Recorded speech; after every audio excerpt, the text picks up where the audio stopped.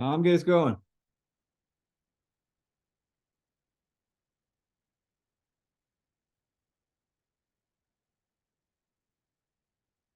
I'm muted. Last year's game against LSU, Daniels only passed for 86 yards. I'm wondering, do you think they maybe tone things down because of the weather and stuff, and you're going to see like a much different attack on Saturday? Yeah, I think so. I mean, I think they're throwing the long ball extremely well right now. So I think we're definitely going to see that. Some of it was stop and goes, out and ups, things of that nature. Um, Mississippi State tried to man coverage them quite a bit and didn't, and then Daniels was on. But I think we'll see a lot what they did last week versus probably what they did last year. Gotcha. Hey, so you rushed for 177 yards last week, and we didn't ask you a lot of questions about the run game on Saturday night. I'm wondering, was that more along the lines of where you're heading for? And what would you say about the status of where you are as a run game right now? Well, we were better. We're not consistent as we'd like to be. And we started out well, but we're still having too many negative plays. We're not necessarily winning first down all the time as much as we need to. But yeah, I thought we were better in that aspect. We got to cut down the MAs and the penalties. I mean, but if we can cut out the penalties, I think we can win a whole lot of games, and could have won last Saturday if we would have with that run game. But I think, until we get Rocket back, which could be this week, I don't really anticipate that. I don't know.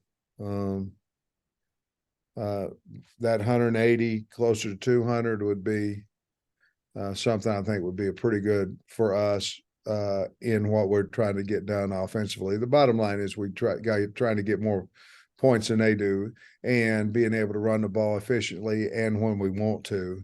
And we haven't got there yet in the first three games consistently.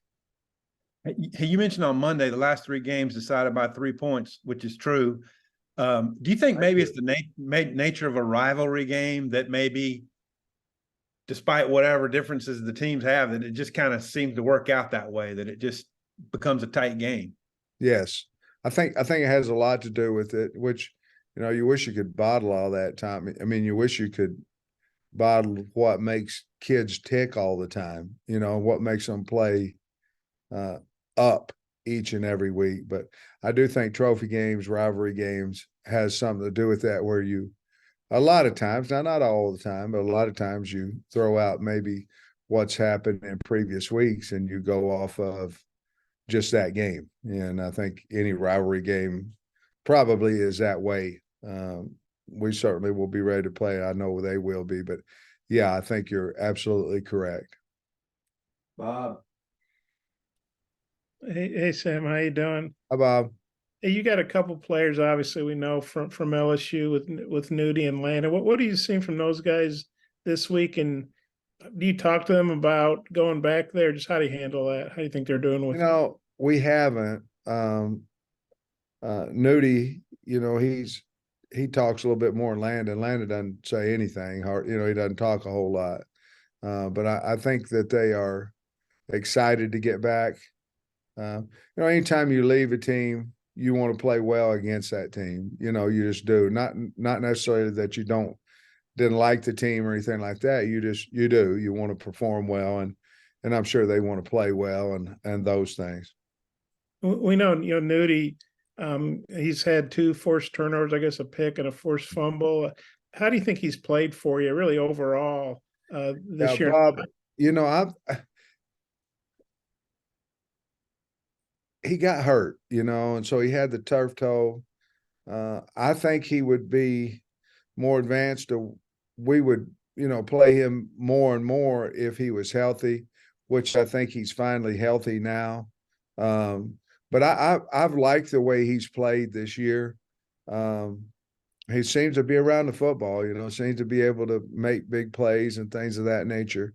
That turf toe just has hurt his progress this year, but I feel like he's about as close to 100% as he's been this season going into this week. The same question on Landon. No, he's a captain, obviously, and how's he played for you? I'm sorry, I coughed right. That's okay. That's the same question about Landon. How he's played. Yeah. You know, he's had some big moments. He's been probably as consistent as any defensive lineman we've had. I'm sure he'd like to get after quarterback a little bit more. We'd like for him to get after quarterback a little bit more, and I think he will as the season continues. But he's had a really good start to this year. He's playing a lot faster, a lot bigger than what he was last year, and bigger by bigger I mean he's harder to block. Thanks. Jackson. Hey, Sam, just wondering if you can kind of reveal who's been the Harold Perkins on your scout team this week, and what are you asking that person to do? Well, Alex Sanford's been the Harold Perkins, and he's done a nice job. You know, he's the closest thing we can get to him, and well, we just ask him to do whatever's on the card, whatever Perkins does, you know, and but he's done a really nice job. Obviously, you can't duplicate that type of speed, you know, but he's done a nice job with it. And just real quick, I know we've touched on some of the guys that are a little banged up, but I was just wondering if you had an update on Devin Manuel. Will he be available this week after not playing last week? Man, I don't know. He's practiced the first 2 days, but in my opinion, it's yet to that he's let it go. I mean, he got to let it go and get back to where he was to help us, and so I don't know if he'll be available full speed or not, and if he won't, then we won't play him unless he's full speed. So he's not as of today, so we'll have to figure that out. Thank you. Trey. I know Devon is working his hardest to get back, but is there any extra motivation for him being from Louisiana, trying to get back for this? Absolutely, Trey. He wants to play. I want him to play. All those things. He's trying his butt off. He's just still a little more beat up than what I was hoping that he would be. That's why I'm not giving up on him this week, because I know how bad he wants to be out there. However, he's just not fully healthy yet, and a non-fully healthy guy, we've got one that'd be better than him on the field if he's not healthy. So hopefully he'll be better today, and then Thursday. We still got a lot of time, so I'm banking on him being ready to play, but he hasn't to this point. When you and Coach Jimmy Smith came in, it seemed like there was more of an emphasis in SEC recruiting states, and then of course your defensive staff even more with that, with Coach Woodson and Williams and such. But I was looking at the roster, and Devon is the only guy from Louisiana on the roster. Yeah, it would be a big influx, and guys that kind of had a chip on their shoulder from, maybe they weren't offered by LSU and stuff. Get offered by LSU, yeah. Trey, we're still sending some guys. Some of our guys that we had in there aren't here anymore, so that might be part of the transition, might be part of the problem. But we're still in there. Deep with our recruiting staff, for whatever reason. We've been pulling a few more out of Alabama instead of LSU, instead of Louisiana. And I don't know if it's because we haven't been doing as good a job recruiting there, or now, with Coach Kelly or whomever or whoever it may be, other schools are going into Louisiana more. I don't have the answer. I wish I did. But you're right. I think prior to me getting here, I think we, obviously Greg and those guys and Fouché and some of the guys were on our team. So I don't know the answer to that, except, maybe we've had a couple of coaches that had that area that aren't with us anymore, and maybe that's hurt us. I don't really have a better answer than that. You talked about Brad Davis a little bit the other day, but I was curious about what your thoughts are on the job he's done with those two. They're true sophomore offensive tackles, both highly recruited guys that played. I guess they were freshman All-Americans last year. Yeah, both really good players. One of them is a captain, the left tackle. Emery, we tried to get here. We thought we were going to get him, and weren't able to get it done at the end. But they're playing. They went through some pains. I think coach's first year there, and then they got a little bit better last year, and then they're really playing well now. I'm not talking about the freshmen, but I'm talking about overall as a line. Anytime you have more experience, you're going to play a little bit better together as long as you stay healthy. Brad's a really good coach, good man. He lost his daddy about a month ago, so I know he's hurting a little bit there, obviously. But I love Brad Davis. I think he's a great coach, and they're doing a wonderful job over there. I just have one more. I've been to Tiger Stadium. It doesn't sound as awful as the stuff you've been piping in. How did you guys? Did you just decide let's make it as awful as possible so it'll sound better when you get there, or how did you go about picking that track? It's one of our goals this week, Trey. One of them is to embrace the noise. So we're trying to make it worse than what it possibly can be so we can go have fun with the crowd. We know it's going to be loud and all those type things, but one of our goals is to embrace the noise. So you're right. We got it cranked now. I tell you what, I've never watched so much defense because I got through about period 8 yesterday, and I couldn't. I was about to throw up. I had a headache, everything else. So I'm gonna go over here and watch the defense a little bit, see how they're doing, get away from it. But they've done a nice job with it. Now, you know what it is. You're building confidence with that you've had it plenty loud enough to handle any situation. I know Houston Nutt one year got noise complaints from the neighborhood next to the stadium one time. So I imagine we will too. I thought we might have to go inside because of the rain, but we'll go outside again, and then tomorrow we'll go inside. So the community won't be too mad at us after this afternoon's practice. Thanks, Coach. Touch. Yeah, Sam, I noticed whenever you had a couple of guys get banged up on the offensive line in that last drive, it was Marion Harris that went in. I'm just curious, is Tykees Crawford healthy, or was that just a matter of, Marion has made that much progress in practice lately? The second part of that, he's made some progress. We went again on that Saturday morning going, he would be the guy, go in there. And he's doing a good job and a better job. You obviously have your 6-man, 7-man, 8-man, all that some of that changes weekly on how they prepare. But yes, that to answer your question, yes, because he's practiced much better. Scotty. Yeah, Sam, just going back to the crowd noise for a second. I know you got the headset on during the games. Does that help kind of block out some of the crowd noise? Does it really impact you that much? It impacts me zero.